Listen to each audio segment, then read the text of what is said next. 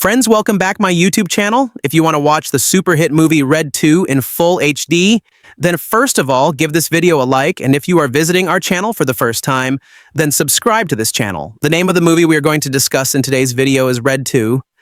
So, we will give you information about how and where you will get to watch Red 2 film officially. Apart from this, we will give you a detailed look at the pre-production, post-production, budget, box office collection and filming of this movie. A detailed review of the movie will also be given in this video where we will explain the story of this movie in detail. We will also discuss the cast and casting performance of the movie. Apart from this, information about the music department and technical department will also be given. Because of this video is going to be very interesting and entertaining.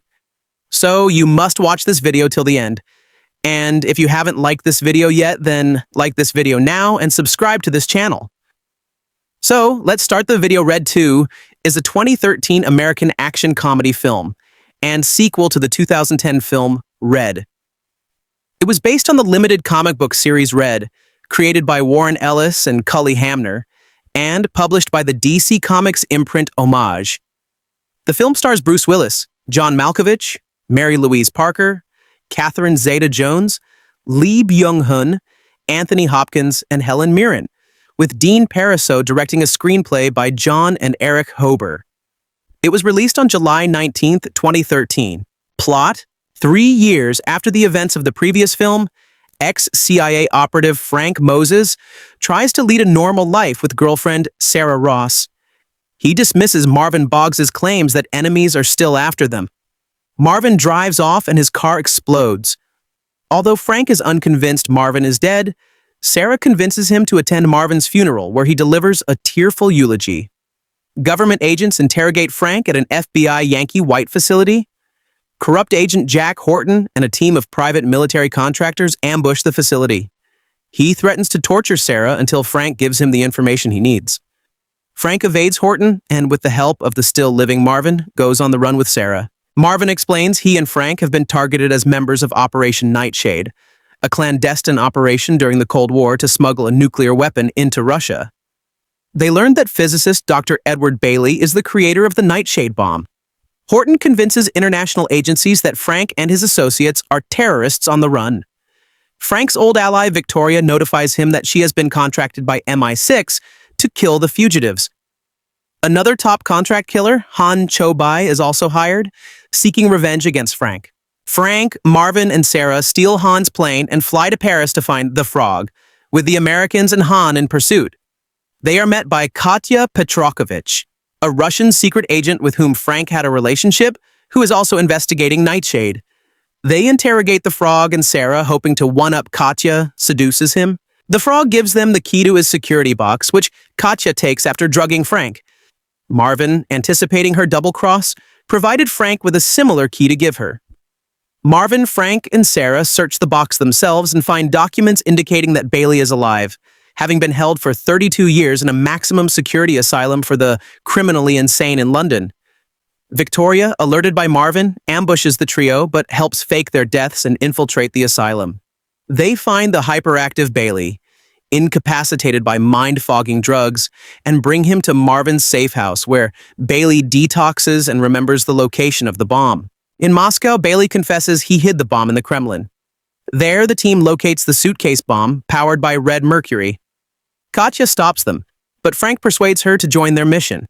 They escape, but a call from Victoria, who has broken out of MI6 confinement for failing to kill him, reveals that Bailey was imprisoned because he wanted to detonate the bomb in Moscow. Holding Frank at gunpoint, the anti-communist Bailey confirms Victoria's message, admitting he was the one who originally leaked word of Project Nightshade and made a deal to give Horton the bomb. He fatally shoots Katya, frames Frank, and leaves with the bomb. Horton reneges on their deal, intending to torture Bailey for all his secrets, but Bailey deploys a nerve gas and escapes to the Iranian embassy in London. In pursuit, Frank is attacked by Han.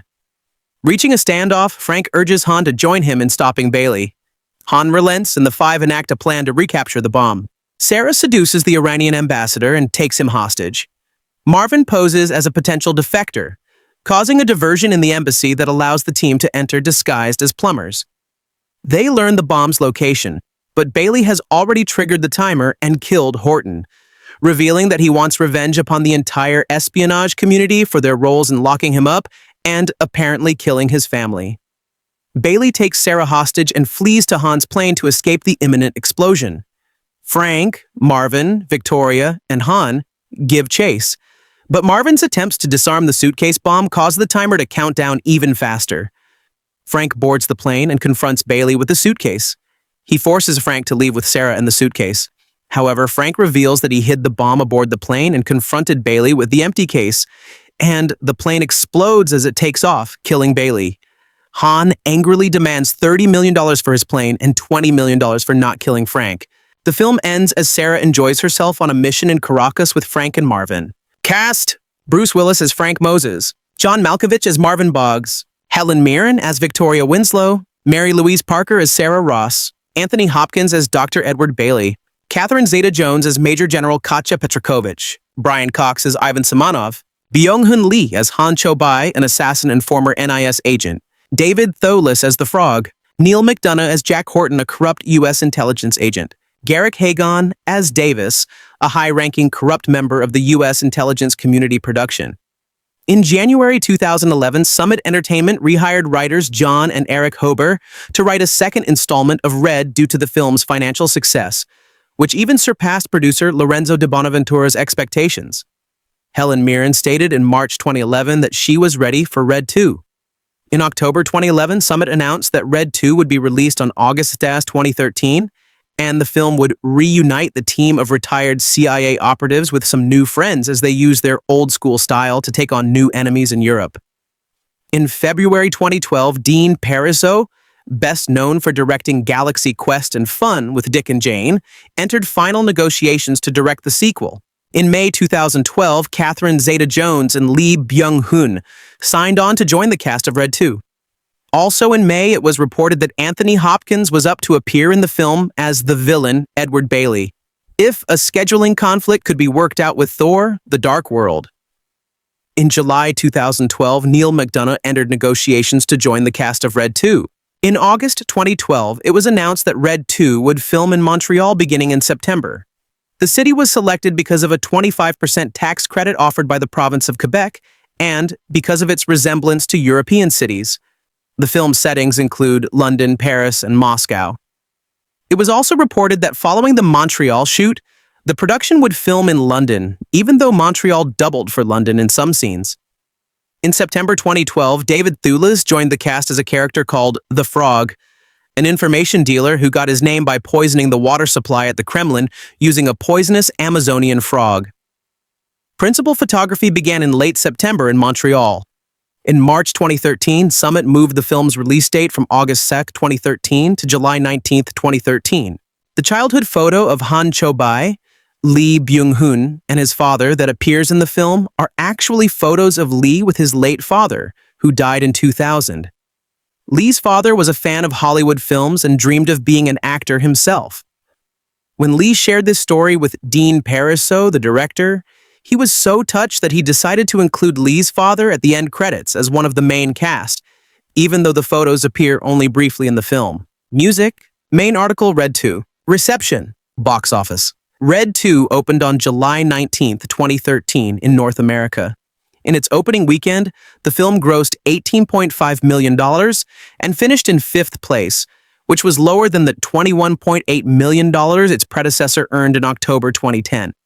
According to exit polling, 67% of the audience was over 35 and 52% was male. Red 2 grossed $53.3 million in North America and $94.8 million overseas, for a total of $148.1 million worldwide. Critical response. On Rotten Tomatoes, the film holds a rating of 44% based on 154 reviews, with an average rating of 5.5/10. The website's critical consensus reads, "While it's still hard to argue with its impeccable cast or the fun they often seem to be having, Red 2 replaces much of the goofy fun of its predecessor with empty, over-the-top bombast." On Metacritic, it has a weighted average score of 47 out of 100, based on reviews from 38 critics, indicating mixed or average reviews. Audiences polled by CinemaScore gave the film an average grade of B+ on an A+ to F scale. Justin Chang of Variety called Red 2 An obligatory sequel that can't quite recapture the sly, laid-back pleasures of its cheerfully ridiculous predecessor. Todd Gilchrist of The Wrap said, "In a lackadaisical sequel no one asked for except perhaps his creditors, Bruce Willis seems unmotivated to smile at all, much less offer a series of emotions that constitute a believable or compelling performance." Justin Lowe of The Hollywood Reporter said, "Not that it isn't entertaining, but the film's premise is certainly well past its use-by date, resulting in another passably palatable sequel distinguished by a lack of narrative and stylistic coherence that could potentially underpin a really viable franchise." Betsy Sharkey of Los Angeles Times said, "No doubt the hope was that Dean Parisot could do to the action genre what he did to the Star Trek universe in the spot-on satire of 1999's Galaxy Quest. He has and he hasn't. Red 2 is much more of a mixed bag than it should have been." Nicholas Rappold of the New York Times said, "Cars careen, lazily written infiltration plans are executed, and the violence is plentiful and toothless. Accolades." At the 40th People's Choice Awards, Red 2 received a nomination for Favorite Thriller Movie. Its teaser trailer was nominated for Best Comedy at the 2013 Golden Trailer Awards. Home media. Red 2 was released on DVD and Blu-ray on November 26, 2013, and on 4K UHD on September 5, 2017. Red 2 became available on Netflix on December 15, 2022. Future. In May 2013, Lionsgate re-signed John Hober and Eric Hober to write a third installment. In 2015, NBC announced that they were developing a Red TV series with the Hober brothers, Lorenzo de Bonaventura and Mark Vahradian. However, no further information about the development has been announced, and with Bruce Willis's retirement due to health issues in 2022, a third film is unlikely. At the Red 2 screening, I found myself conversing with a pre-adolescent film buff named Jordan. He was a sharp kid who gave me hope for the future film critics of America. His questions were succinctly designed to feel out the kind of critic I was. His first question was easy. "What's the best action movie you've seen this summer?" he asked. "Pacific Rim," I told him. "My little brother is dying to see that." "Great," I said. "He'll be the perfect age for it. I felt 8 years old while watching it." Since he was interested in any testosterone-driven action flick I can lay my hands on, Jordan expressed excitement for Red 2. I hadn't yet seen Red, which, like its sequel, is based on a comic book series. I expected a very silly actioner, so I engaged the Jordan-aged version of myself as the lights went down. When they came back up, 12-year-old Odie was far from impressed. I could see my pint-sized self turning to my cousin to declare, "Well, that kind of sucked." 43-year-old Odie will be a little nicer to Red 2, if only because I'm amused by the hypocrisy of the PG-13 rating. I don't know who the target audience is for this Grand Theft old folks, but it wouldn't have been the teenage boys of my generation. We lusted for blood, boobs, and bad words, all of which are in short supply under the auspices of the punk-ass PG-13 rating. In Red 2, people are pumped with more bullets than those at the beginning of Saving Private Ryan. Since they don't bleed, the MPAA considers this family-friendly, hilariously calling it frenetic gunplay. Helen Mirren can spin around in a car with 2 guns ablazing, but God forbid she unleashes Helen Mirren-appropriate F-words or a bodacious ta-ta. Red 2 would be damned with the deadly yet delicious R rating, and Summit surely can't have that. As kids, we wouldn't have stood for this malarkey. As Roger so aptly pointed out, 1982's Conan the Barbarian is the kind of movie 12-year-olds like me went for in droves. Red 2 reunites all the main players from Red, except Morgan Freeman. You'll know why if you've seen Red. Bruce Willis, Brian Cox, Helen Mirren, Mary Louise Parker, and John Malkovich return for more shoot-'em-up action and witty, sarcastic banter. Red is an acronym describing these former agents. They're retired, extremely dangerous. Like Red, the sequel opens with Frank Moses, Willis, heroic as usual, trying to engage the R part of the titular acronym. His retirement is short-lived, again, by a violent act. This time the victim is his former partner, Marvin Boggs. John Malkovich, very funny here. Boggs had been trying to warn Moses of impending danger, but Moses assumed it was just an attempt to get him to go on a new mission. This leads to one hell of a product placement. Boggs' car is blown up in the Costco parking lot. Imagine the commercial they could wring out of this revolting development. You'll get more bang for your buck at Costco. Since Red 2 is only 10 minutes old, and since we haven't seen any of Malkovich's scenes from the trailer, it's no spoiler to state Boggs isn't dead. He fakes his death all the time, Moses tells his beloved Sarah Ross, Parker, bubbly, and ready for action. Sure enough, Boggs shows up to save Ross and Moses from an ambush. Boggs fills in the blanks. A document was leaked that erroneously linked him and Moses to a 70s-era project called Nightshade. As a result, everybody's out to kill them, including the guy Red 2 pitches as its main villain, Jack Horton, Neil McDonough. Moses' old ally Victoria, Dame Helen, nuff said, has also been hired to off him, but she at least has the British courtesy to call Moses beforehand. I've been hired to kill you by MI6, she informs him while nonchalantly dissolving dead bodies with acid in a bathtub. Of course, the bodies burn off-screen. Damn you, PG-13. Mirren is the best thing about both Reds. I believed in her prowess even at the most preposterous times. This film's comic highlight is Mirren's return to the role that won her the Oscar, Queen Elizabeth II. I'm not sure Her Majesty would approve of this performance, nor do I think it's a spoiler to tell you that Victoria doesn't even try to off Moses and Boggs.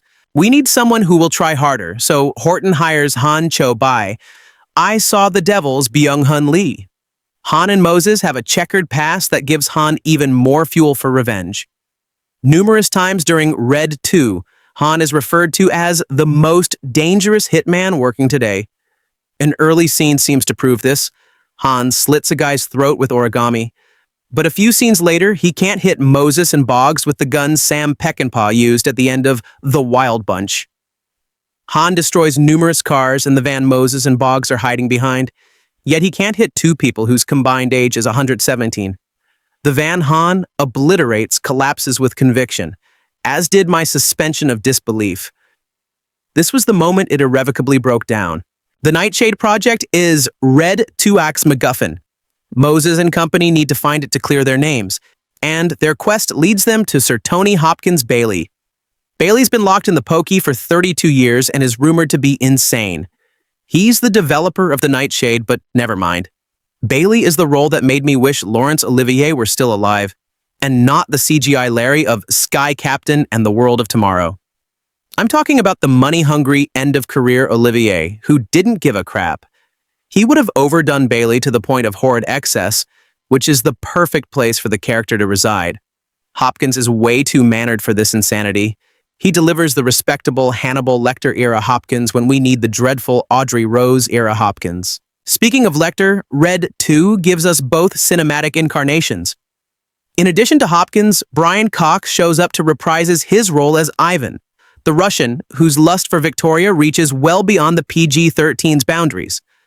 I wanted more scenes of Ivan and Victoria because the two actors are at their charismatic best together. Brits and Russians abound in Red 2. Catherine Zeta-Jones shows up as another Russian operative. The less said about her, the better. And David Thewlis steals his few scenes as a Francophile British op nicknamed The Frog. I regretted asking Jordan his opinion of Red 2 after it was over. It would have been enlightening, as it seems Hollywood is content to make movies aimed at Jordan's demographic. As for me, I did my homework and watched the original Red. It was just as stupid as this movie, yet I liked it a little more. Had I seen Red beforehand, perhaps I might have been swayed to a positive review since I would have already been indoctrinated into the series universe. It's too late to consider my viewing order now. Leaving Red 2, I had already decided on a 212-star review, so here it is. Red 2 Review. In this tiresome sequel, a bunch of self-admiring, superannuated CIA assassins left over from the Cold War go around the world chasing a renegade comrade who stole a nuclear device back in 1979 and smuggled it into the Soviet Union. The jokes come thick and flat. The action ends with the explosion of an atom bomb somewhere over the North Sea. More turns out to be less in Red 2, an obligatory sequel that can't quite recapture the sly, laid-back pleasures of its cheerfully ridiculous predecessor. While Bruce Willis, John Malkovich, Helen Mirren et al. Are still good for a few chuckles as a gang of superannuated government assassins, this globe-trotting action comedy diversion applies a bigger is better philosophy across the board, upping the stakes, the firepower, and the travel budget. but keeping real thrills and laughs at a modest trickle. Red became a surprise hit in 2010, with nearly $200 million worldwide, a feat that this summit release will be hard-pressed to match even with solid opening numbers. Domestic bliss doesn't last long for retired and extremely dangerous Black Ops CIA operative Frank Moses, Willis, and his loopy civilian GF, Sarah, Mary Louise Parker. Shortly after his old partner Marvin Boggs, Malkovich, dies in an explosion. It's no spoiler to report that he doesn't stay dead for long.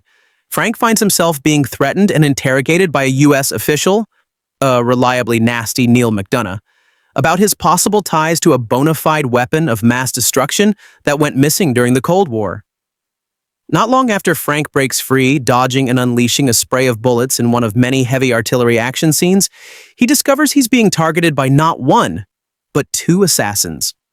Regal sharpshooter Victoria Mirren, who's enough of a pal to give him fair warning and a head start, and the much more dangerous Han, Korean star Byung-hun Lee.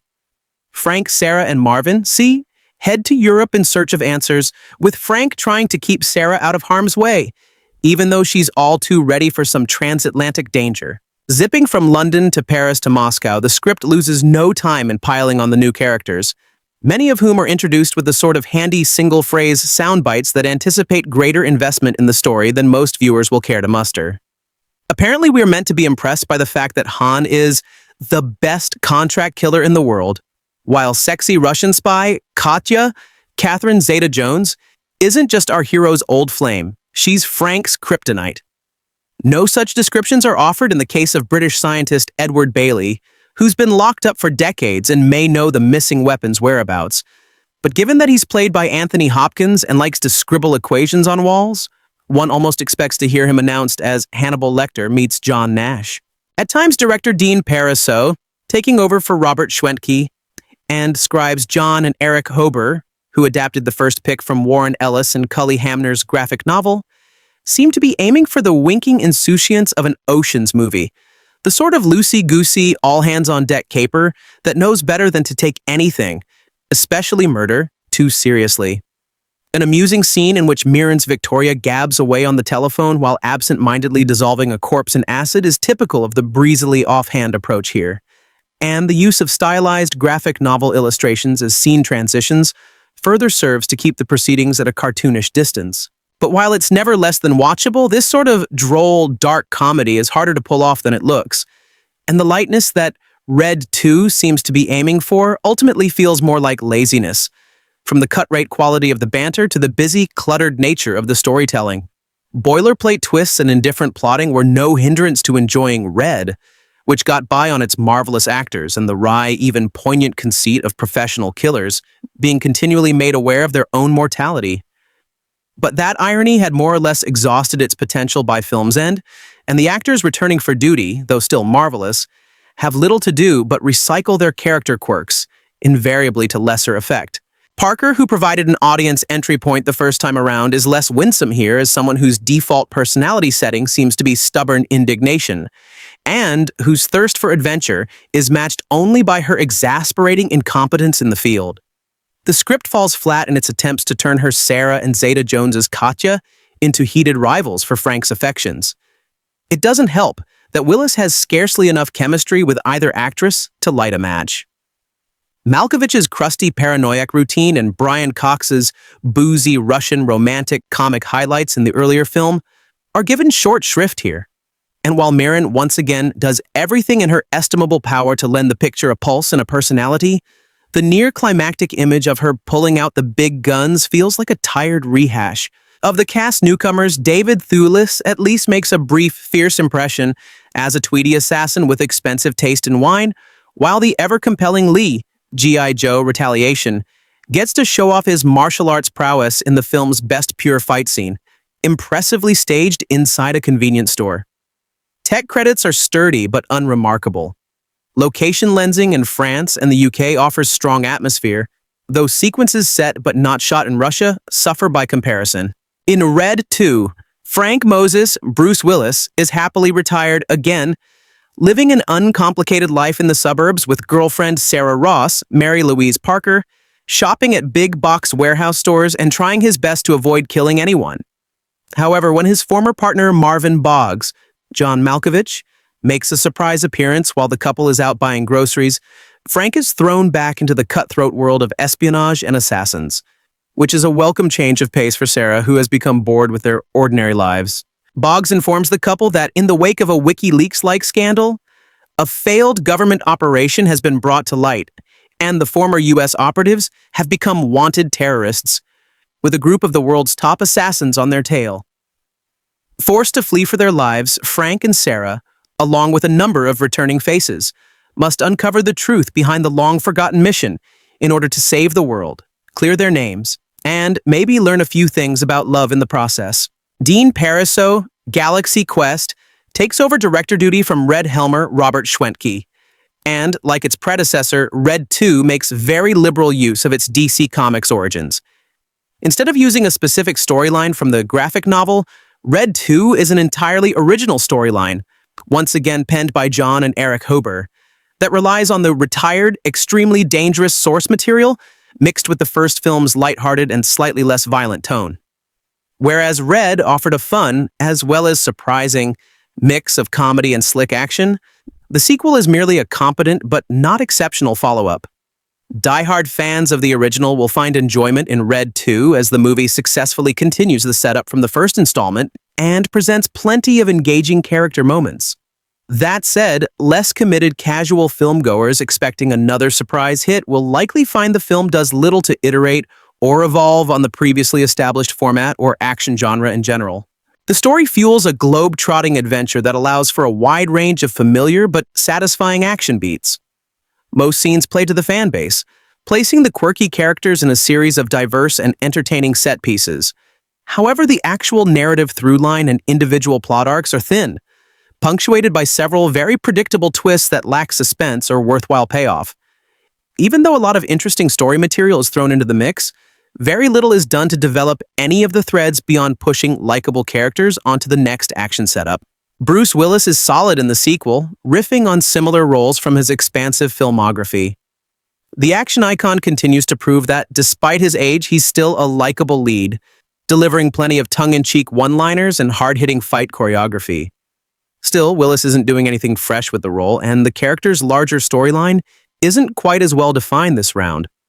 Moreover, on more than one occasion, Red 2 sacrifices the integrity of the Frank character for cheap laughs or predictable plot beats that force unnecessary twists and turns into the story.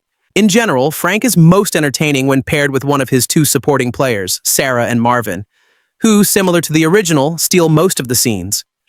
Malkovich returns for another round of eccentric camp, along with a few downright badass moments.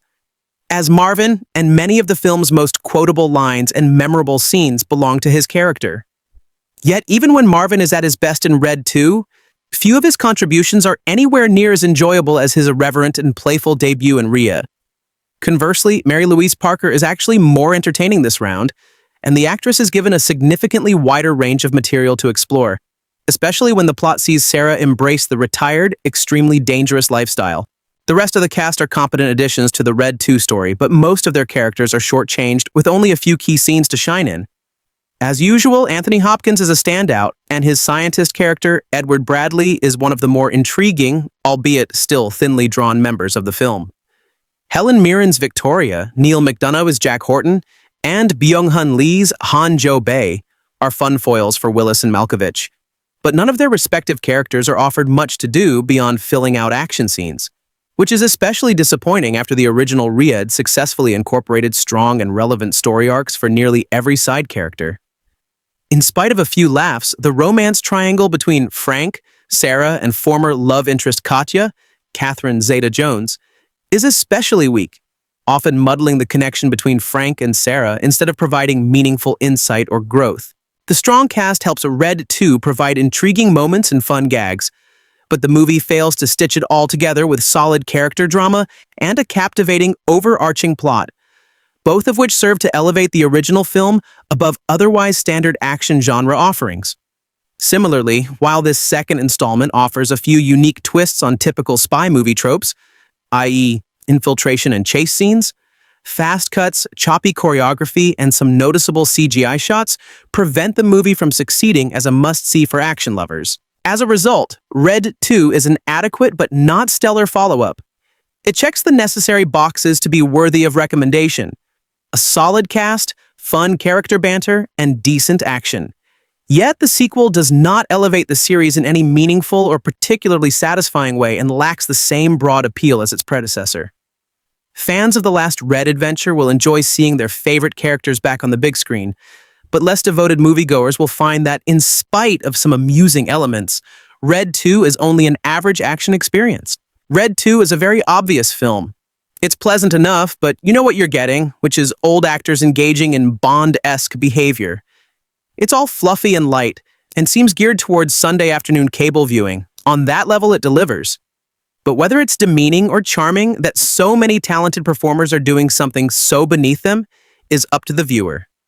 Bruce Willis, Mary Louise Parker, John Malkovich, and Helen Mirren lead the cast, and my review of Red 2 follows after the jump. The film opens with Frank Moses, Willis, and Sarah Parker shopping when they're intercepted by Marvin, Malkovich. The minute Marvin shows, Sarah gets excited as she is getting a little bored with domesticated Frank.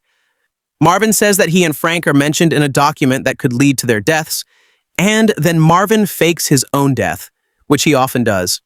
Frank is taken in by some agents who look to kill him, and it turns out that both Frank and Marvin worked on a project called Nightshade, which involved a missing nuke. The team then heads to France, pursued by American government operative Neil McDonough, and by an assassin, Byung-Hun Lee, after Frank for the money and for revenge as Frank and company track down information about what's going on. It seems they're going to have to go to England, where a scientist named Bailey, Anthony Hopkins, may have the information they need, and they may or may not be hunted by Victoria Mirren, who's been given a contract on their lives, while Frank is in trouble with Sarah because another player after the same information is his ex-girlfriend, Katya, Catherine Zeta-Jones. The film comes from director Dean Parisot, who's probably most famous for helming Galaxy Quest. There are parallels as both are about over-the-hill talents who become re-engaged with life through reliving their youths.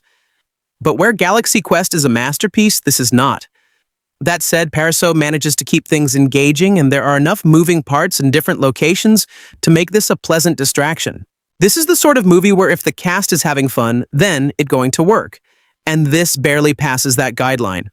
Bruce Willis is awake here, at least. Though he's not doing career best work, he's also not phoning it in as badly as he has in films like A Good Day to Die Hard. Willis makes it known when he really doesn't care, and in this case, he's at least trying. Malkovich seems amused with this franchise and actually plays his thin character, while Helen Mirren never lets you see her phone it in. There's a good cast here, including performers like David Thewlis, Brian Cox, and Titus Welliver, and the trouble in paradise aspect of Frank and Sarah's relationship keeps things moving as everyone offers relationship advice to Frank. There's little in the film that can't be predicted from the outset, but this delivers just enough to not be boring or terrible. That's not much of a recommendation, but with a film like this, if you don't know what you're getting, well, Summit's Blu-ray presents the film in widescreen 235/1 and in DTS HD 7.1 master audio. As a recent film, this transfer looks immaculate. Extras include a very boring 4-part making of called The Red 2 Experience, 35 minutes, in which the screenwriters talk about matching the cast up with guns and how everyone really enjoyed making the movie. There's a gag reel, 4 minutes, and 5 deleted scenes, 4 minutes, that are negligible, but one does feature Helen Mirren being pretty badass. Apparently, we are meant to be impressed by the fact that Han is the best contract killer in the world. While sexy Russian spy Catherine Zeta-Jones isn't just our hero's old flame, she's Frank's kryptonite. No such descriptions are offered in the case of British scientist Edward Bailey, who's been locked up for decades and may know the missing weapons whereabouts. But given that he's played by Anthony Hopkins and likes to scribbly equations on walls, one almost expects to hear him announced as Hannibal Lecter meets John Nash. At times, director Parisot taking over for Robert Schwank inscribes John and Eric Haber, who adapted the first pick from Warren Elisa and Kai Hamner's graphic novel, seem to be aiming for the winking insouciance of an Ocean's movie, the sort of Loy Goosey all. Hands-on-deck caper that knows better than to take anything, a especially murderer, A too seriously and amusing scene in which Mirren's Victoria gabs away on the telephone while absent-mindedly lie-dissolving a corpse in acid is typical of the breezily offhand approach here. And the use of stylized graphic novel illustrations as scene transitions further serves to keep the proceedings at a cartoonish distance. But while it's never less than watchable, this sort of draw-dark comedy is harder to pull off than it looks. And the lightness that Red 2 seems to be aiming for ultimately feels more like laziness. From the cut-rate quality of the banter to the busy, cluttered nature of the storytelling, boilerplate twists and indifferent plotting were no hindrance to enjoying Red, which got by on its marvelous actors and the wry, even poignant conceit of professional killers being continually made aware of their own mortality. But that irony had more or less exhausted its potential by films and the actors returning for duty, though still marvelous, have little to do but recycled their character quirks invariably to lesser effect. Parker, who provided an audience entry point the first time around, is less winsome here as someone whose default personality setting seems to be stubborn indignation and whose thirst for adventure is matched only by her exasperating incompetence in the field. The script falls flat in its attempts to turn her Sarah and Zeta Jones Kia into heated rivals for Frank's affections. It doesn't help that Willis has scarcely enough chemistry with either actress to light a match. Malkovich's crusty paranoid routine and O'Brien Cox's ass-boozy Russian romantic comic highlights in the earlier film are given short shrift here. And while Mirren once again does everything in her estimable power to lend the picture a pulse and a personality, the near-climactic image of her pulling out the big guns feels like a tired rehash. Of the cast newcomers, a David Thwaites at least makes a brief fierce impression as a tweedy assassin with expensive test and wine, while the ever-compelling Lee G.I. Joe Retaliation gets to show off his martial arts prowess in the film's best purified scene, impressively staged inside a convenience store.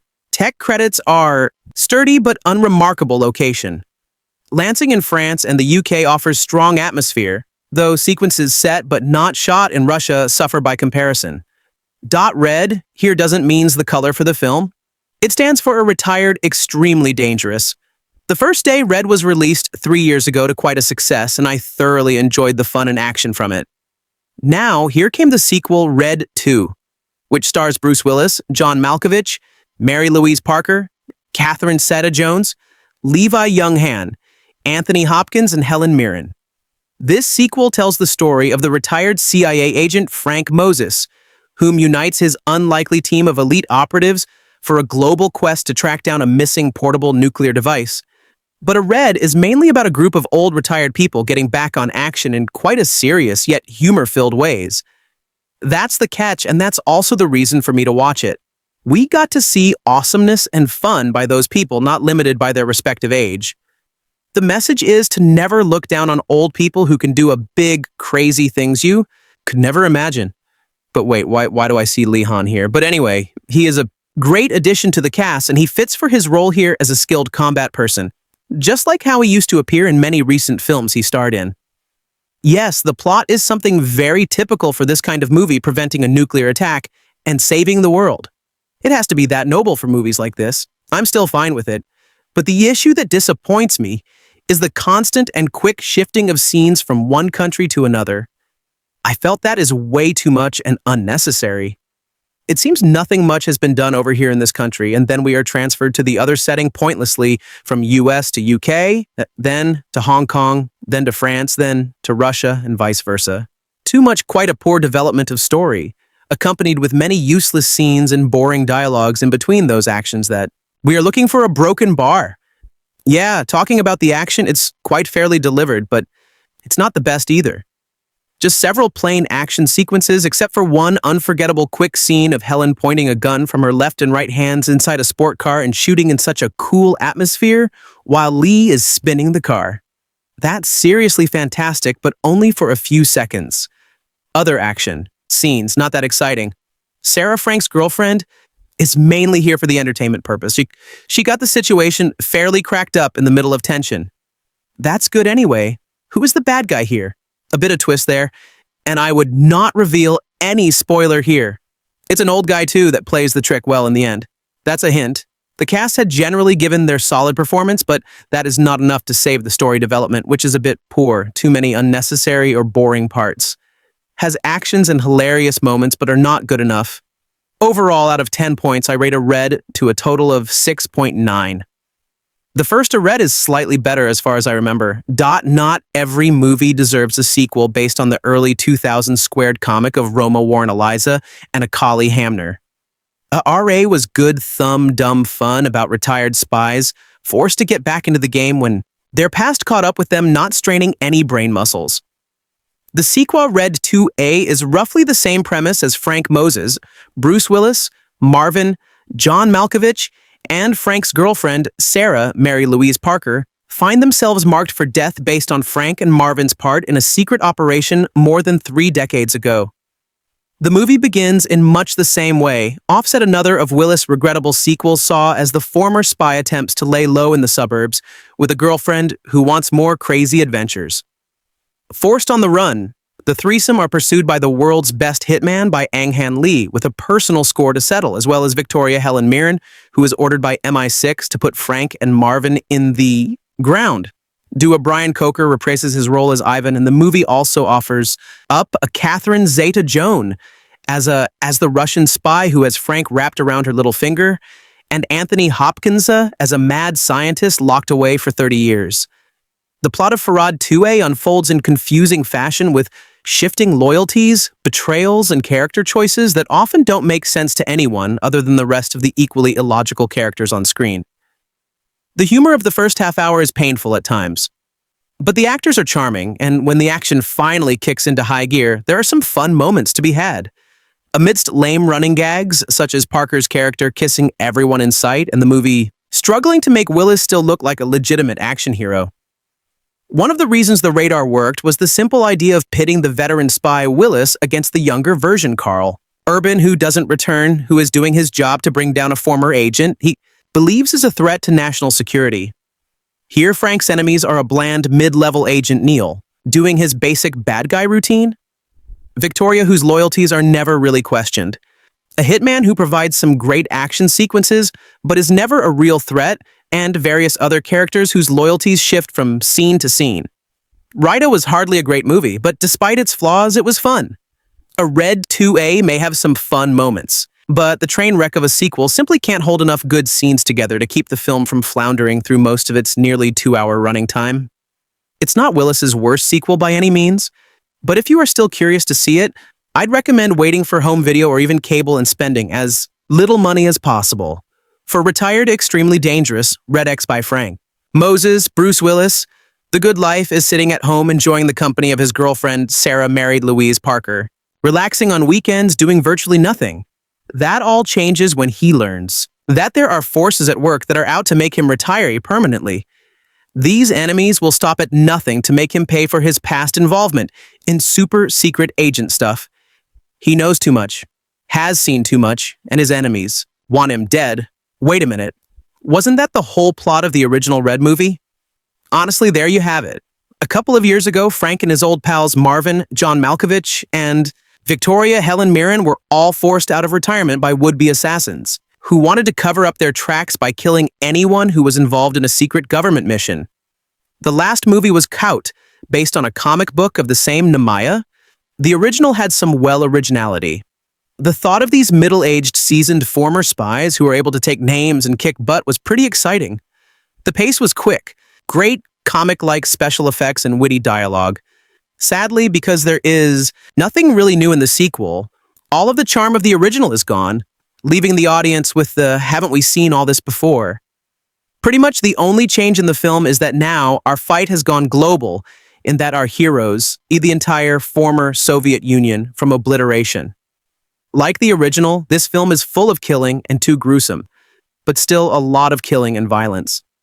There's a bunch of unnecessary coarse language. Thankfully, the sexual content is kept to a minimum.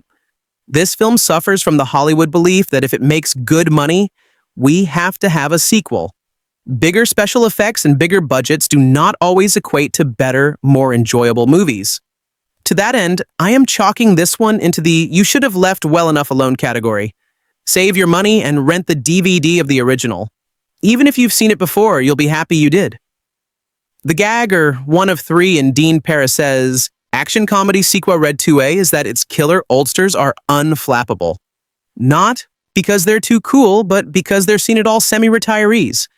And after surviving the adventures of Vahradian's comfortably recognizable agents and mercenaries, are now doubly experienced, and casual sociopathic assassins drop in like son of a guns and fusillades of bullets come and go like passing showers. But Bruce Willis, John Malkovich, and Helen Mirren will still trade relationship advice and in jokes like old friends on a package tour.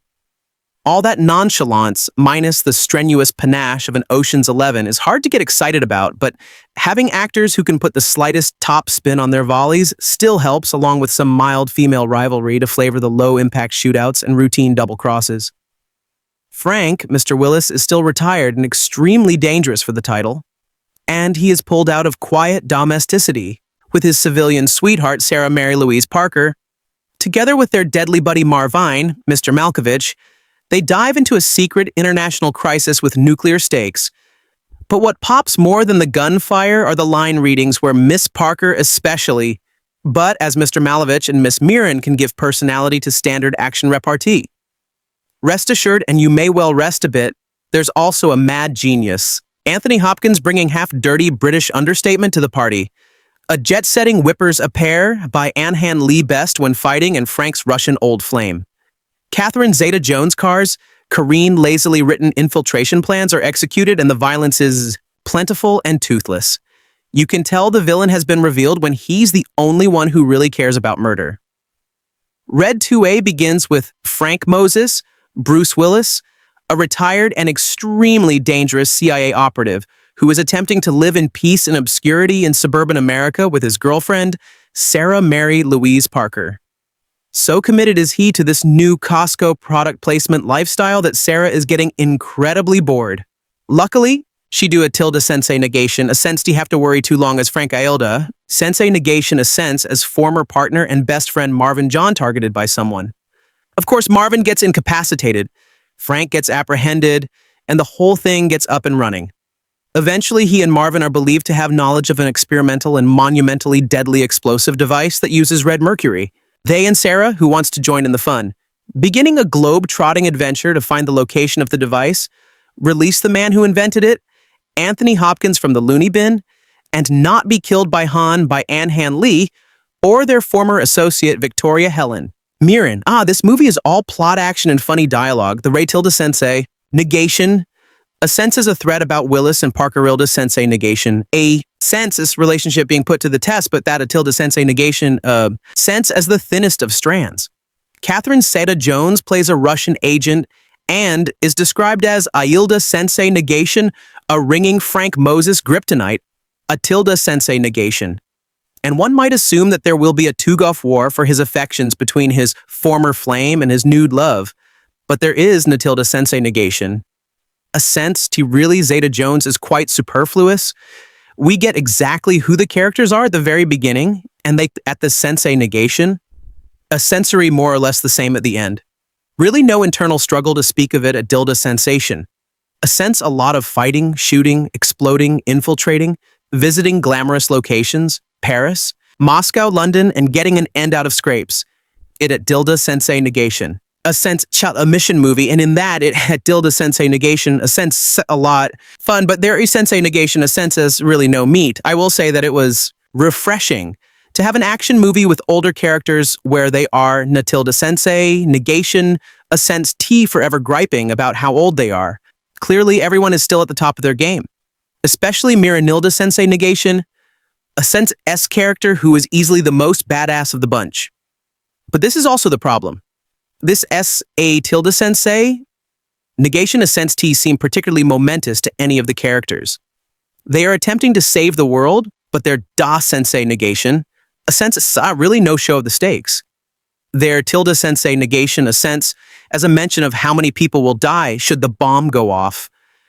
But that might as well be someone saying a tilde sensei negation, a ring the world will crack into and be engulfed in aphids.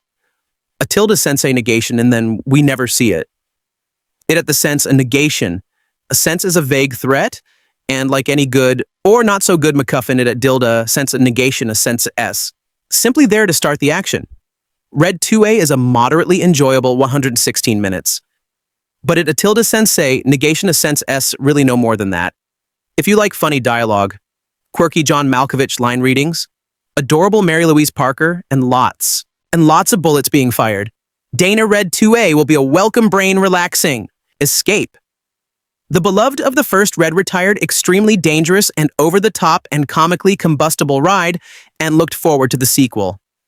AA, but too much Red may not necessarily be a good thing. A Red 2 continues to follow the spy adventures of retired CIA operative Frank Bruce Willis, a good day to Die Hard guide girlfriend Sarah Mary, Lou Parker old buddy Marvin John Malkovich, and MI6 cohort Victoria Helen Mirren the debt. This time the gang goes international, a Paris, London, Moscow. They're tracking down a bomb smuggled and planted in Moscow during the Cold War in a document leak. Frank's and Marvin's names have been falsely linked to it. AA are branded as domestic terrorists and pursued by intelligence agencies, including a contract killer Han by an Han Lee A. They encounter Frank's former flame Katya Catherine Zeta-Jones side effects, an agent with Russian intelligence. They eventually find the architect of the device, Dr. Bailey. Anthony Hopkins' Thor AA Bailey has been locked up for over 30 years. There's a reason for it, and it may not be what you think it is. The movie is an action comedy. It's packed with action, but with an emphasis in a comedy. As Basket Hayes, Marvini Malkovich supplies a lot of one-liners. A.O. Willis still has that cool guy persona, a guy who can cleverly defeat a dozen armed men with ease. Parker has a much more prominent role in this installment and becomes an integral part of the team. A.A. Han rounds up the group and is a good addition as an outcast. A.A. Brian Cox makes a cameo as a KGB agent during Mirren's Partner in Love. A.I.E. the most sophisticated of the bunch is Mirren. Her chic, ice-cold portrayal is hard to beat. She doesn't miss a beat. Be it disposing of a body in a bathtub, dishing out relationship advice, or firing dual guns in a fast-spinning car. There are a couple of cool car stunts. AA1 in full speed with Mirren as a passenger, and Lee in the driver's seat involving a trailer truck. The other, with Willis stepping right onto the car and driving as Zeta-Jones is moving out and into the passenger seat. A homage to the first movie where Willis steps out of a spinning car and onto his feet shooting bullets. While the first installment is fresh and fluid, Red 2 feels segmented and bloated. There are also nonsensical resolutions, where you're expected to buy things without knowing how they come about. Too much spotlight is shined on Frank's and Sir's comedic relationship and one-upmanship with Katia. Tyak becomes too silly for its own good. Cast members have terrific chemistry, but you may not get the nuances among the relationships unless you see the first one. It's not easy to make a good sequel. Even when the original film is something like Red, a decently entertaining, if mostly forgettable action comedy, you'd think maybe the room for improvement would make it easier. Unfortunately, that doesn't seem to be the case. Maybe a new writer steps in, or, as in this case, a new director takes the helm. Maybe the cast doesn't all want to come back. Maybe it's just hard to capture the magic or the tone of the original a second time through. Whatever the case, sequels are a bit of gamble from a quality standpoint. And sadly, a Red 2A ends up with a lossing a hand. The gang's all back again, along with some new faces from the Over the Hill, but still kind of a list actor club.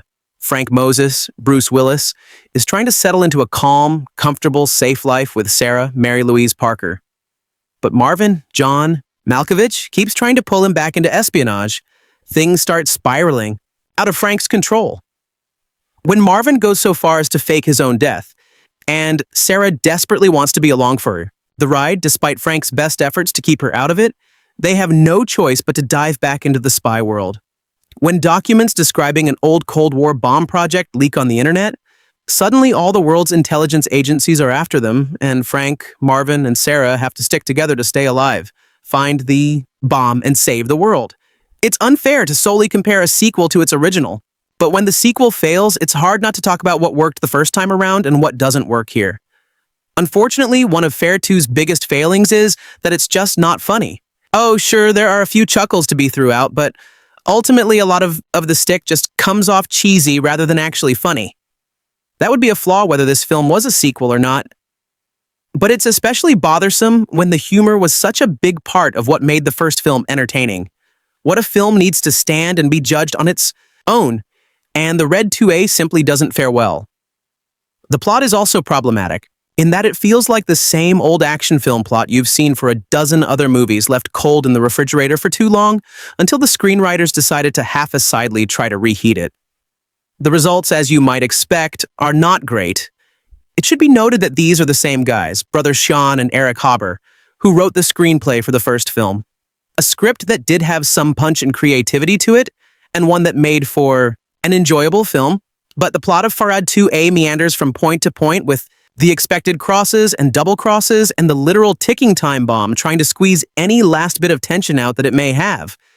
It's not that these elements can't be hacked up and reused. After all, how many different ways are there to put the planet in peril?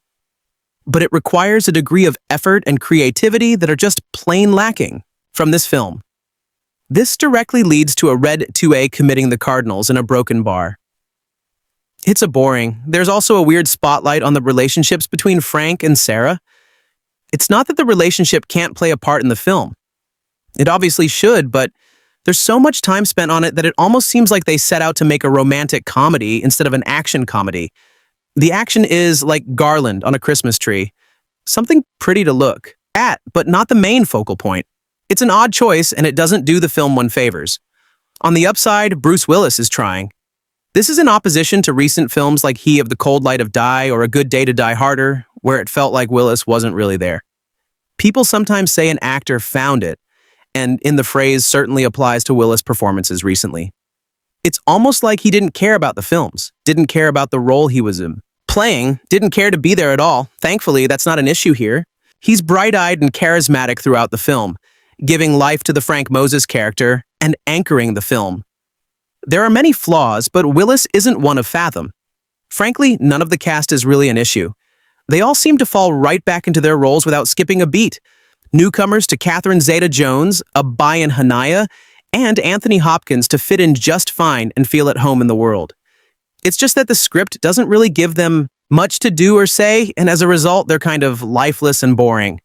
The actors can only do so much with what they're given, and the screenwriters didn't give them anything with which to work.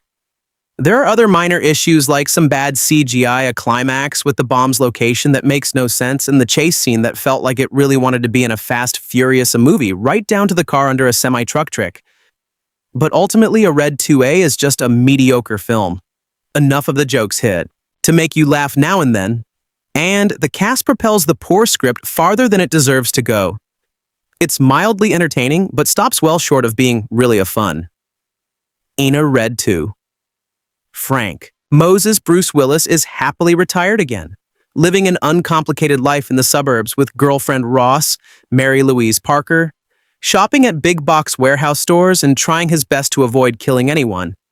However, when his former partner, Marvin Boggs, John Malkovich, makes a surprise appearance while the couple is out buying groceries, Frank is thrown back into the cutthroat world of espionage and assassins, which is a welcome change of pace for Sarah, who has become bored with their ordinary lives.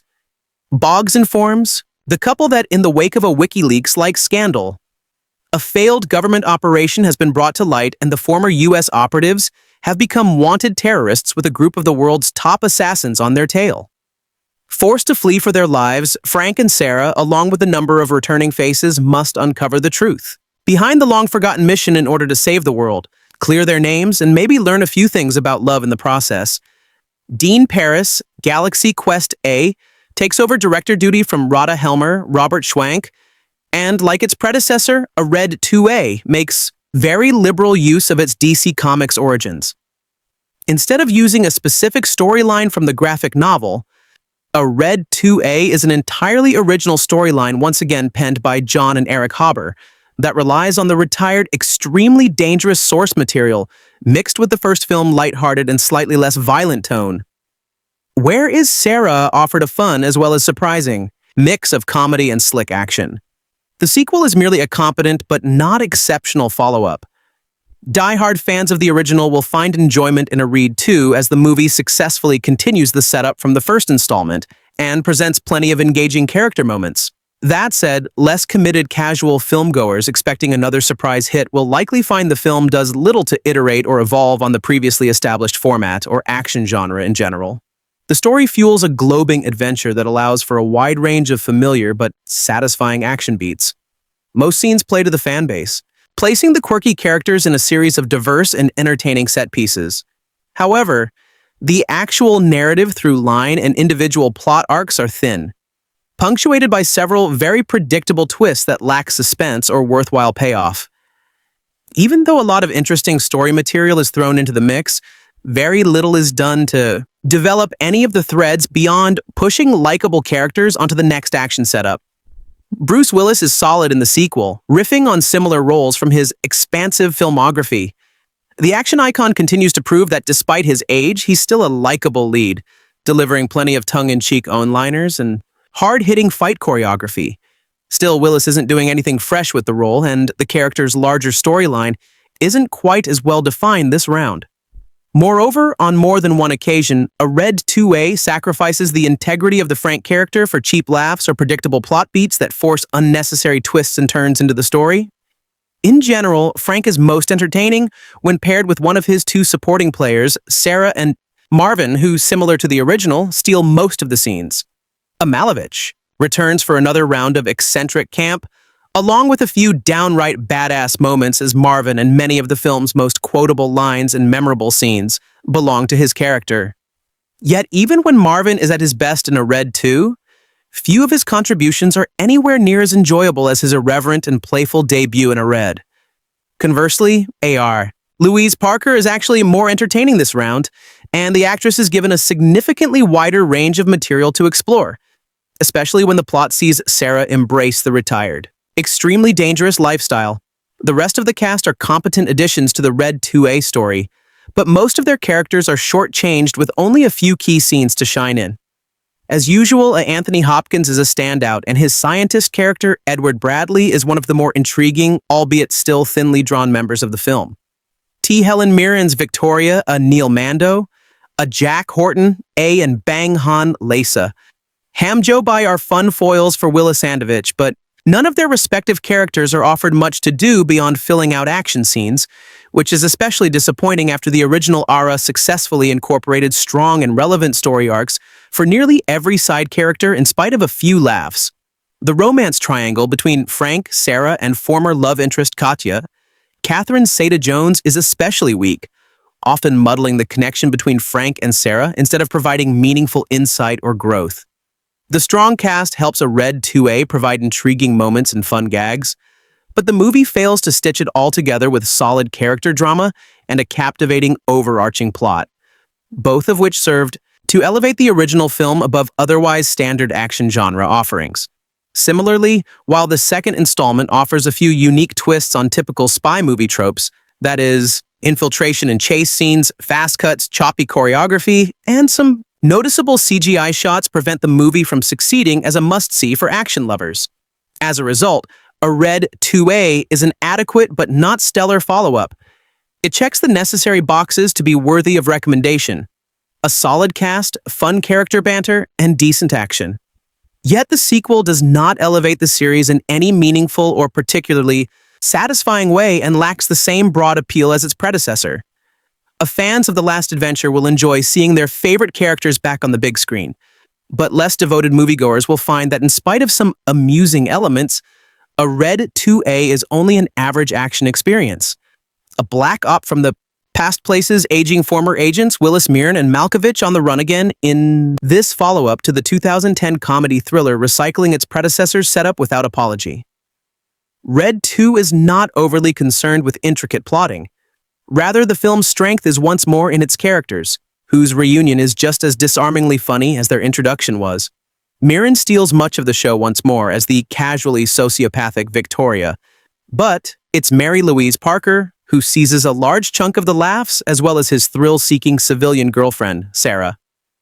The lightness of tone here is refreshing in a brainless action romp.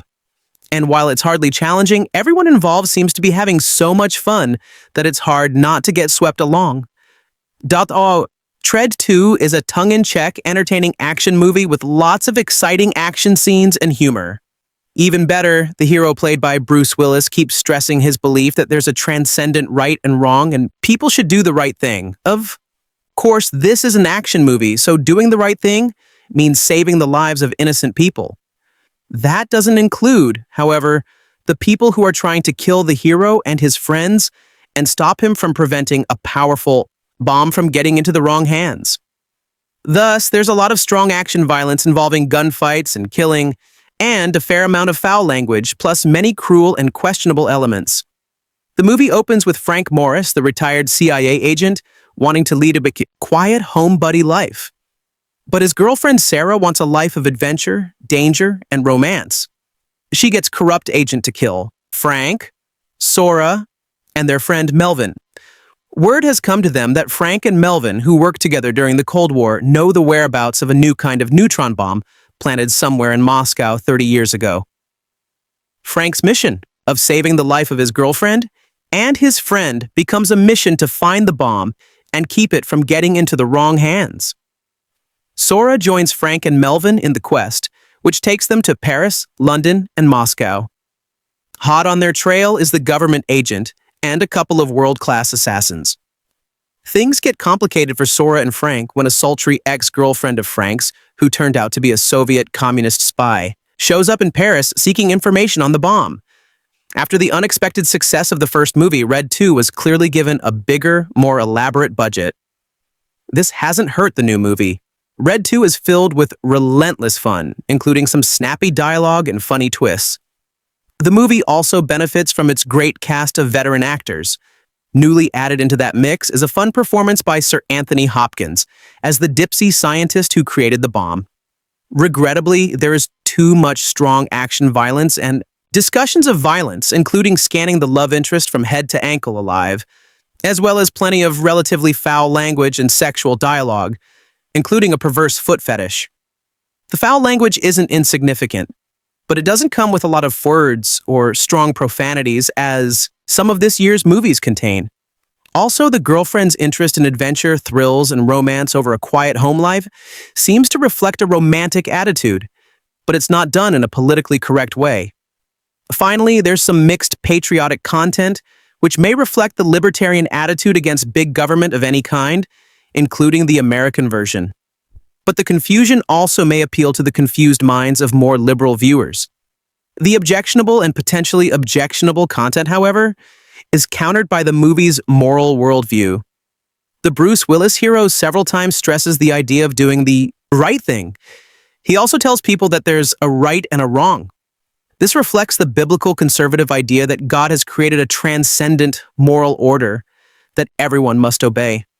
Of course, belief in a right and a wrong is better served by a more explicit biblical worldview. But kudos to Red 2 for making the idea of right and wrong such an important part of their story. There's also one scene in Red 2 where the hero's friend momentarily and solemnly crosses himself when someone dies. An earlier funeral scene set in a church also connects the friend to an apparent Christian faith. Even so, the movie is set in a very cruel, immoral world, where killing is treated as a joke and torture is commanded. Many of the killings are way too cruel and senseless. So, one reviewer had to walk out of the movie. The Joyo Ferrarita was seeing a cast packed with Oscar winners, Ernest Borgne, Richard Dreyfuss, Morgan Freeman, Helen Mirren, and very good actors, Brian Cox, John Malkovich, Mary Louise Parker, and Carl Urban, flesh out and class up a Bruce Willis action film. And if anything, a Red to a retired, extremely dangerous sequel ups the ante. The film offers a new acronym ICE or Incarcerated Cannot Execute. Kildaff Oscar winners have been replaced by Anthony Hopkins as an adult old scientist and Catherine Zeta-Jones as a Russian agent and one-time lady love of Frank Willis. The change in directors to comedy specialist Dean Paris Galaxy Quest means that the mayhem includes a laugh-a-minute dot. Somebody has leaked information about the secret bomb project named Nightshade that Frank and Marvin Malkovich were linked to decades earlier. Now they need to survive the hitman Neil McDana and Korean actor. Also have to find the mad scientist who built the bomb Hopkins. Frank drags Sarah Parker along to Paris, Moscow, and London. Mirren returns as her droller than droll. MI6 assassin Brian Cox reprised his Russian spy boss, and David Toulis shows up as a sadistic spy and snooty wine lover. And unlike in the more resented Diards, Willis doesn't seem like an exhausted old man forced to repeat himself and carry a movie. The ground has been covered before, and the film tends to drag before the too violent third act turns too bloody. About the Red 2A goes down easily from Malkovich's demanded moments of relationship advice to Dame Helen's tender and amusing a Hitchco reunion with Sir Anthony, more or less a carbon copy of the first movie in terms of style, subtlety, tone, and general goodwill. A Red 2A still seeks out a marginally better review than its predecessor. The story about retired spies getting sucked back into their own lives might not be anything new, and the plotting is still as wonky as it was before. But at least this time out, there's a better director at the helm and the same amount of energy. Fans will be excited to hear this, but those with only passing interest won't have too much new to start doing cartwheels over it. Retired CIA operative Frank Moses, Bruce Willis, and his girlfriend Sarah Mary Louise Parker have fallen into a bit of a slump romantically. Frank prefers to stay at home and lie low, while Sarah yearns for the adventure that brought them together in the first place. Faster Than You can jewel of the in a far better fashion than that sequel. Frank is drawn back into duty thanks to his life being targeted after repercussions from a botched protection job in 1979.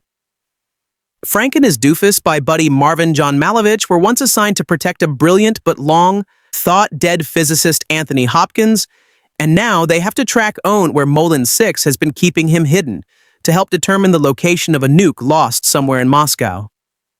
Sarah tags along to Frank's Infinite Sugar, and they're pursued by a hyperactive American spook Neil McDana, a Hong Kong master hitman by Ang Han Lee, with an axe to grind right into Frank's skull, and their own former friend and partner, Victoria Helen Mirren. The comedy is affable and relaxed, and the action sequences have a considerable amount of ingenuity, despite what appears to be a lower budget this time out. An early-on hand-to-hand combat sequence with Frank, escaping from a safe house and a car chase through narrow alleyways are particular standouts. It's really the only considerably edge the film has over the previous entry thanks to Dean Parisot.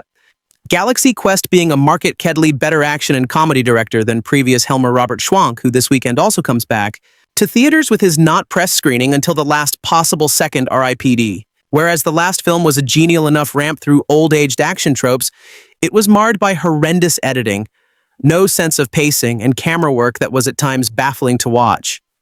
Piss, on the other hand, stays on point, keeps things breezy, and actually produces a piece of work far tonally consistent with the Warren Ellis and Cully Hammer DC Comics source material. That doesn't necessarily mean that it's all better, though. If anything, the logical gaps and contrivances that make cast and the direction make it likable, the story spins its wheels, almost wheezing into the conclusion after getting off to an almost hell-advised fast start. There's also an overabundance of villains and side characters that could all easily have been chopped entirely or blended into one character. McDana is fun to watch, but after the film's opening, he feels forgotten about almost entirely, which is a shame since he's the strongest of the bunch. Lee contributes some pretty great hand-to-hand combat sequences, but he's obviously only on hand to add some color to the cast and little else.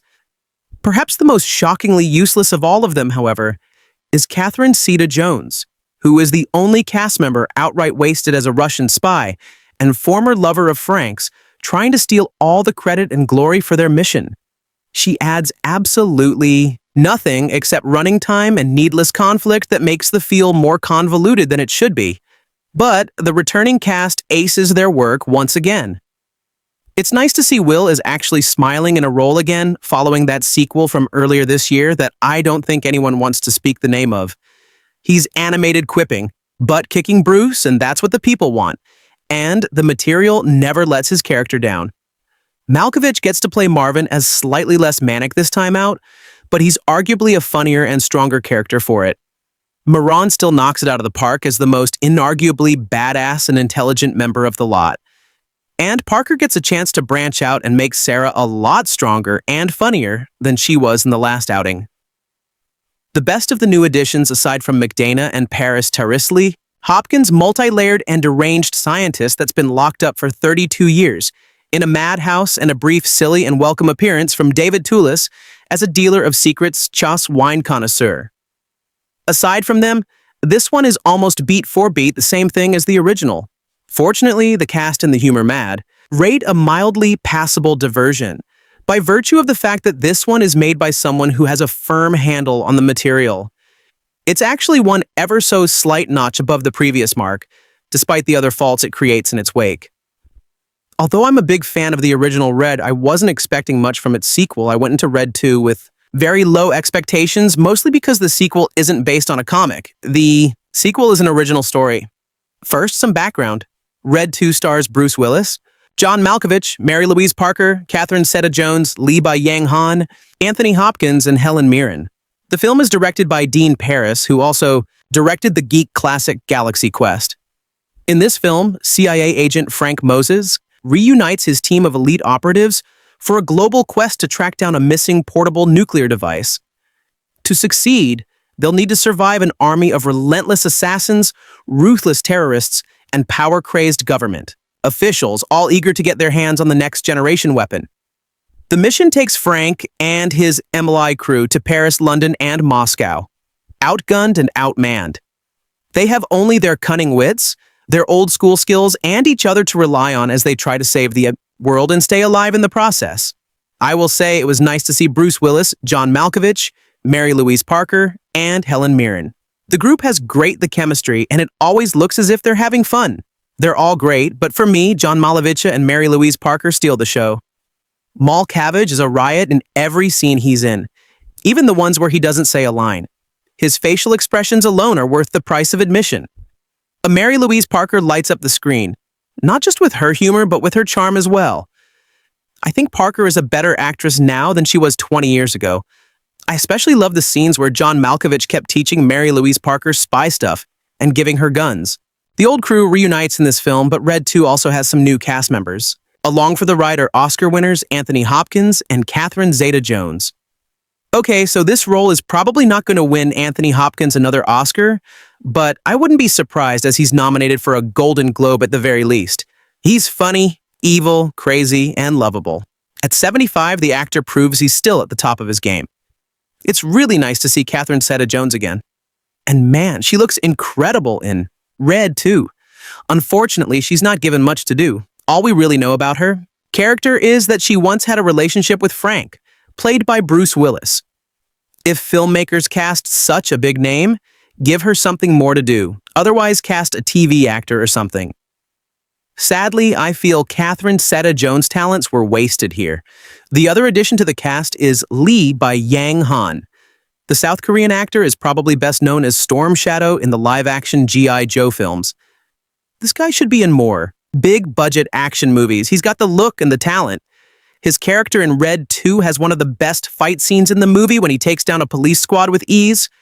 However, his "Where's my plane" line got old after a few minutes.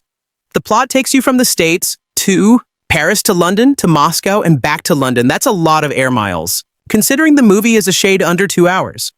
Not that the plot matters since the point of the movie is action, and this movie has it all. Let's see.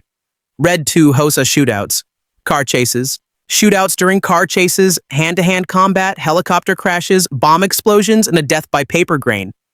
Seriously, the story in Red 2 is not as good as the original film, but Red 2 was definitely funnier than the first film. What the movie lacks in story is made up by the great cast. The theater was packed when I saw the movie on Friday, and THR crowd was laughing the entire time. While this isn't an all-timey great movie, I definitely enjoyed it, and it's worth seeing. Red to open to $18 million. So, if you want to see in theaters, I'd hurry.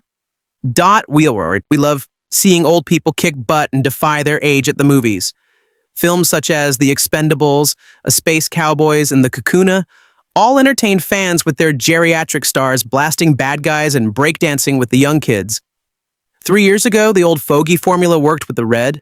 The action comedy about a former assassin, Bruce Willis, just trying to lead a quiet, retired life, but gets pulled back into action. A Raider grossed $90 million, so it was inevitable that the old gang would get back together for a sequel. Red 2A starts out just as the first era began, with Frank Willis leading a rather ordinary life. Only this time, he has a partner alongside for this non-bumpy ride. Mary Louise Parker is back as Sarah, who is still with Frank, but misses the old exciting times that spurned the relationship. Parker really gets to shine this time around because she is not forced to play the kidnapped victim. Sarah gets her action wish when Frank's paranoid ex-partner, Marvin John Malkovich, shows up and warns Frank that once again people will be coming for him. Frank and the team must assemble and glow once again to save their lives in the world. Red 2A once again is full of action and laughs and does a good job at mixing both. I had a fear that a Red 2A would overdo it without gags like a Beverly Hill Cop 2A or a Bad Boys 2, but they kept the balance right where it should be. A Red 2A has some extremely entertaining chase and fight scenes with a few on-liners thrown in for laughs. It helps when you have personalities such as Willis, Helen Mirren, and the scene-stealing Malkovich to lighten up the mood. Overall, I was very pleased with all the actors' performances in a Red 2A except for one. And you won't believe who it is. Some may say it's blasphemy to call out an actor that holds the prestige that Sir Anthony Hopkins dies.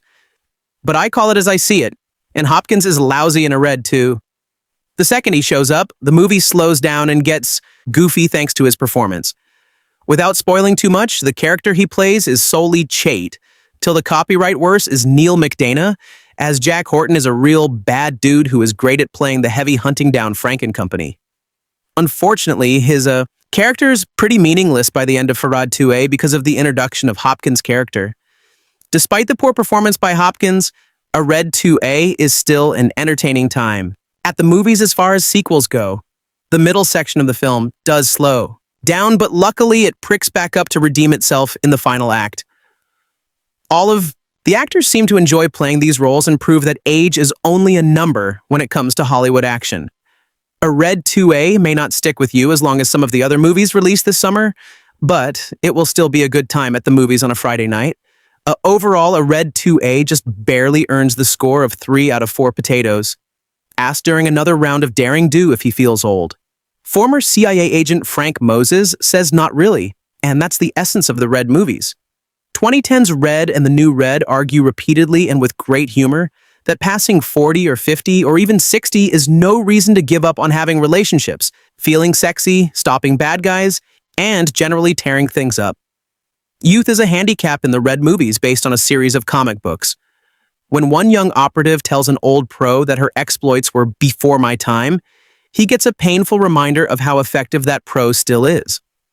Consider Frank is played by Bruce Willis, 58. Other key players in the films include John Malkovich, 59, Helen Mirren, 68, Mary Louise Parker, 48, and Brian Cox, 62. Red 2 adds Anthony Hopkins, 75, Catherine Zeta-Jones, 43, by Young Han Lee, 42, and Neil McDana, 47, not to 20 or 30-something in the bunch. Of course, having a bunch of veteran actors giving good performances is of no use if your story is weak from the same writers as the first film. Red 2 includes enjoyable action and a car chase that felt fresher than some, and a lot of pleasant character interplay. Yes, there are some say what moments in the plot, especially at the end, and Parker's performance, while somewhat understandable, is at times more excitable than fits with the rest of the actors. But it's a good time at the movies, regardless of your age, for those of you arriving late. The original Red found Frank in a grumpy retirement in Cleveland before an assassination. Attempt dragged him back into his violent game, where he had help from Marvin Malkovich and Victoria Mirren while settling into a romance with Sarah Parker, who found in Frank's adventures a delightful if dangerous change from her ordinary life. The second film picks up well after the caper in Red and the adventure in Moldovan that capped the earlier movie. Frank is once again vying for domestic harmony, gleefully shopping at Costco and failing to notice that Sarah is grindingly bored. Editorson Masserad. With news that an old Operation Nightshade has gone public, and people will be coming after Frank and Maureen. Frank is wanted by the feds and killers. Among them, the characters played by McDana, Zeta-Jones, and Lee. And the key to the whole thing may be held by another figure from Frank's past played by Hopkins.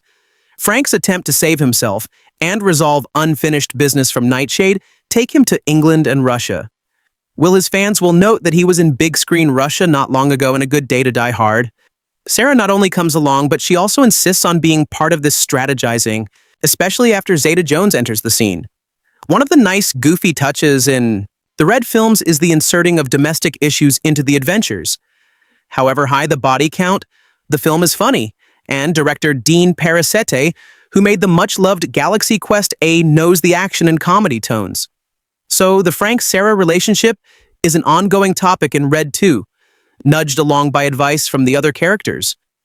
Parker's Sarah has an almost crazed desire for excitement, and her responses to inclusion are childlike at times, and that's in contrast to Willis. Frank, a guy whose assurance with fists and guns is very different from his uncertainty about women.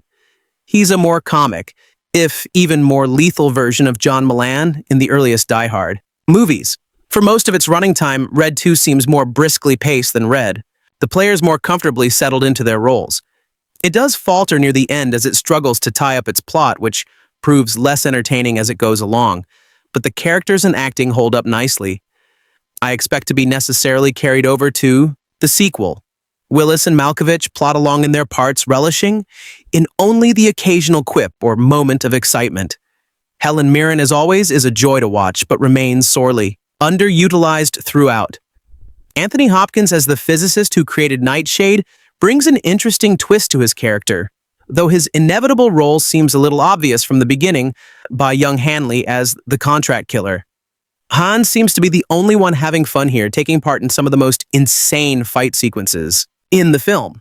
And I never thought I'd say this, but Mary Louise Parker as Frank's girlfriend is quite annoying, utter blasphemy for a Weeds fan.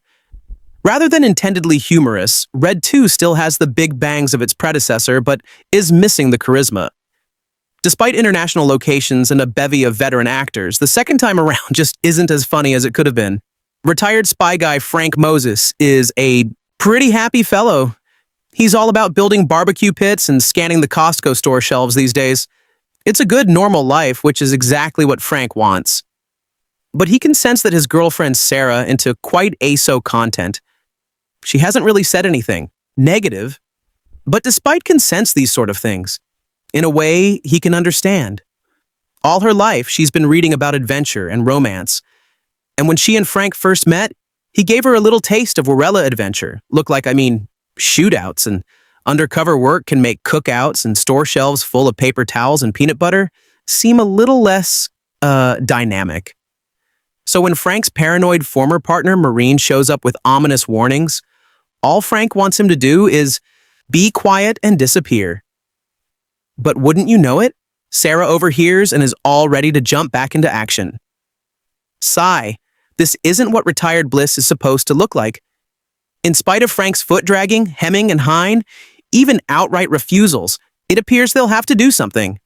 Though there's an Interpol assignment already in motion to eliminate anyone connected to an old Cold Warrior mission called Nightshadia that he was a part of. Was no big deal, really, just a job involving a suitcase nuke, a crazy scientist, and the attempted destruction of the entire Soviet Union.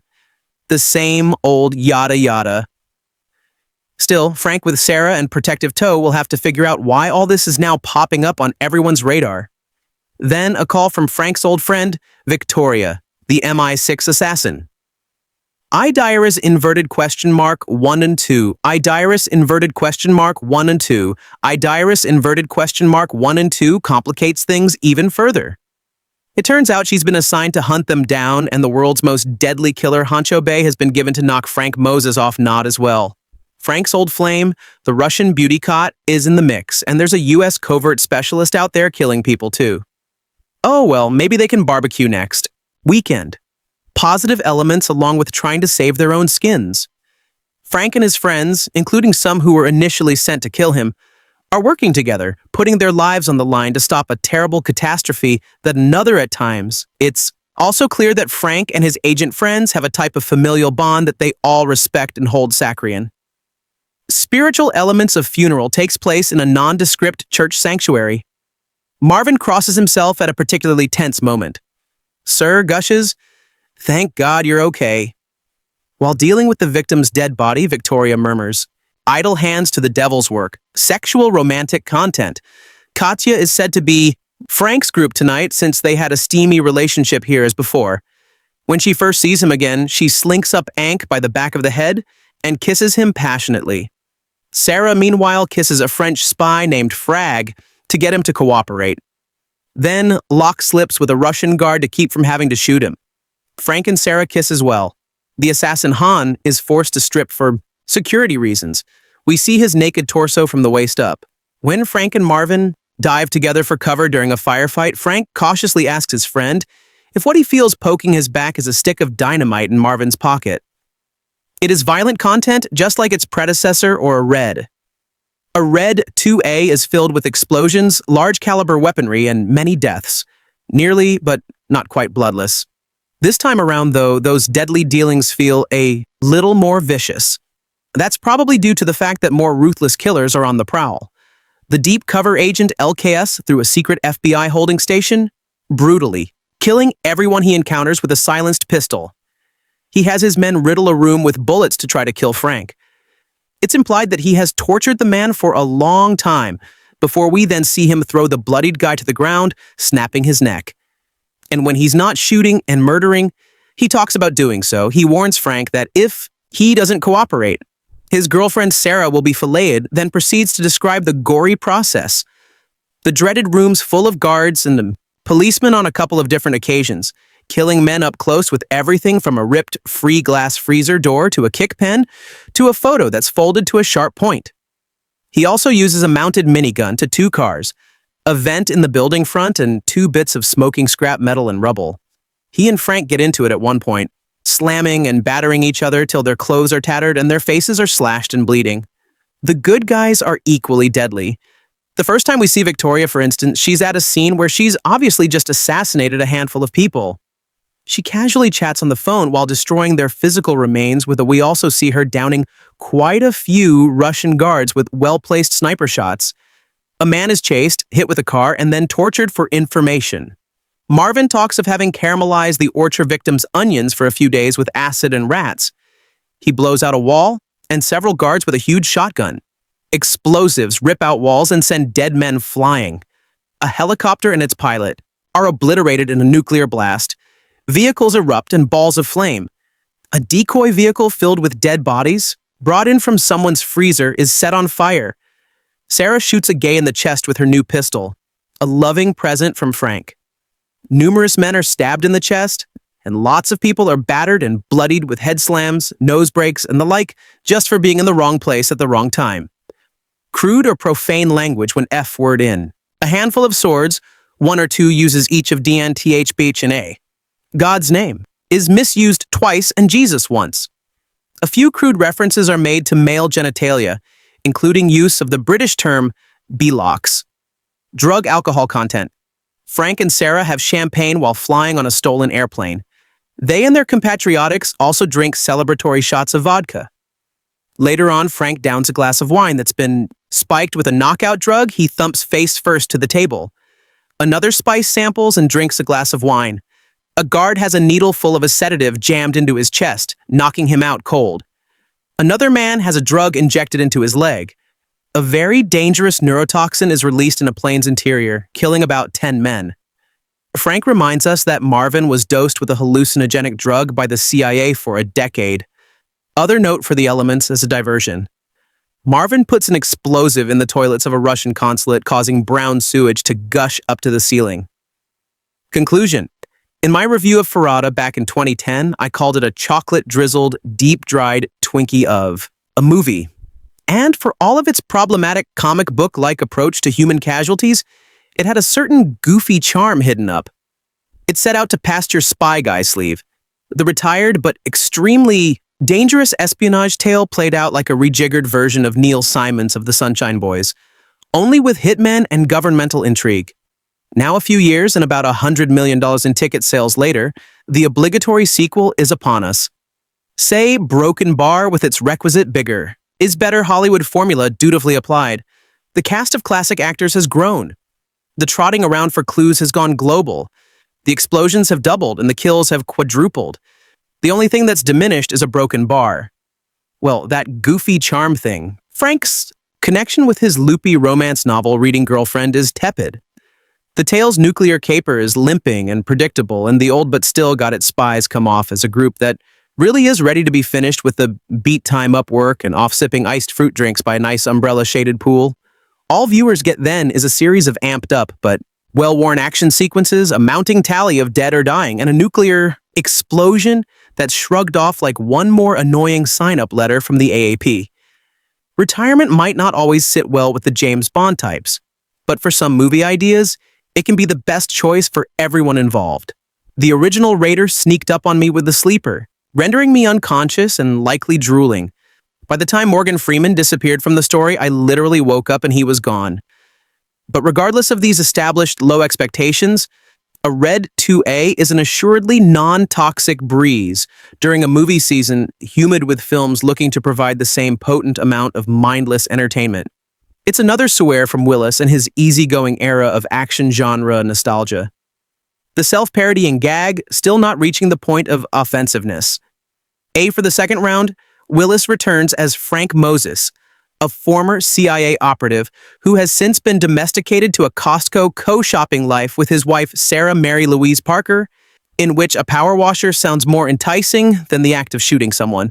Frank and his kooky CIA partner Marvin John Malkovich are suddenly put back into action when they discover they are being framed for involvement in a mysterious mission in the past called Nightshade, which involves the disappearance of a weapon of mass destruction. A on the trail for intel, Frank, Sarah, and Marvin head to France where they interact with Koda, a Russian spy and old flame of Frank's. Meanwhile, things get further complicated when Frank discovers that not one but two people have been hired to kill him. A Helen Mirren sniping MI6. Assassin Victoria and Hancho Bayhan Lee, a former partner of Frank Apostrophe's Do. Without insulting his audience. Willis tunes into the cool John Mulan mannerisms of the last T Die Harder movies, as I Fred 2A was a second epilogue to the inner Die Harder franchise that pretended John M. Lan works for the CIA and not denied. And some information about it. How do you like our today's video? Please let us know by commenting. And if you like this video, please like it, share it, and forget to subscribe to our channel. Thanks for watching.